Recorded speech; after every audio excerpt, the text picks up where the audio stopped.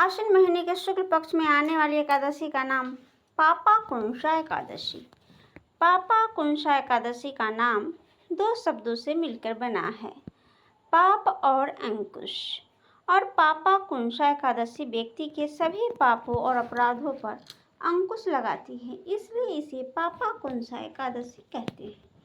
और पापाकुंशा एकादशी का व्रत रखने वाले भक्तों के सभी पापों का नाश हो जाता है और ऐसा व्यक्ति स्वर्ग पर चलता है। इस बार पापाकुंशा एकादशी के दिन भद्रा भी लग रही है, तो चलिए जानते हैं एकादशी का व्रत किस दिन रखना है और हरिवासर का समय कब से कब तक रहेगा। व्रत खोलने का शुभ मुहूर्त क्या है, इसके अलावा भद्रा काल कब से कब तक रहेगा, पूजा किस समय कर सकते हैं और किन किन चीज़ों का दान एकादशी या द्वादशी के दिन करना शुभ माना जाता है। इस बार वैदिक पंचांग के अनुसार एकादशी तिथि 2 अक्टूबर के दिन गुरुवार को शाम 7:11 से शुरू होगी और इससे पहले तक दशमी तिथि रहेगी।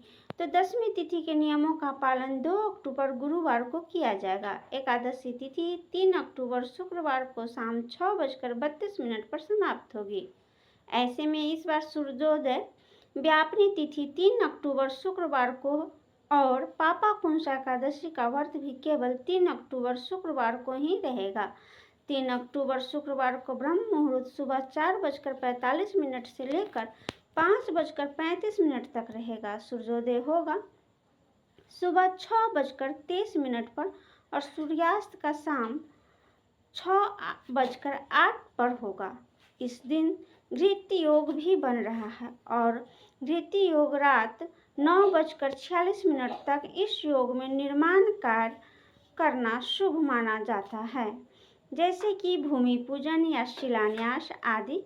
इसके अलावा श्रवण नक्षत्र सुबह 9:34 तक रहेगा और बाद में घनिष्ठा नक्षत्र प्रारंभ हो जाएगा और भाद्रा काल 3 अक्टूबर शुक्रवार को सुबह 6:57 से शुरू होगा और भाद्रा काल की समाप्ति होगी शाम 6:32 पर।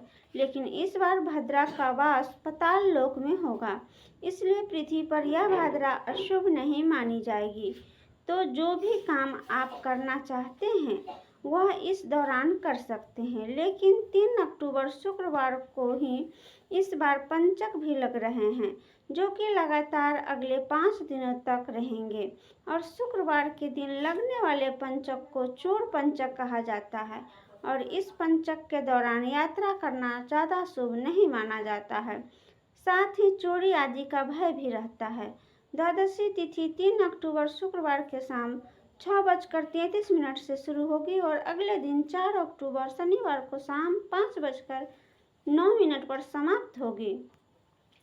हरिवासर का समय द्वादशी तिथि लगते ही प्रारंभ हो जाता है, जो इस बार 3 अक्टूबर शुक्रवार को रात 12 बजे तक समाप्त हो जाएगा और द्वादशी तिथि के दिन यानी 4 अक्टूबर शनिवार के सूर्योदय सुबह 6:30 पर होगा, सूर्यास्त शाम 6:07 पर होगा और ब्रह्मा मुहूर्त का समय सुबह 4:45 से लेकर 5:35 तक रहेगा। इस दिन राहु काल सुबह 9 से 10 बजे तक रहेगा। व्रत का पारण 4 अक्टूबर शनिवार को सुबह 6:16 से 8:45 के बीच में किया जाएगा।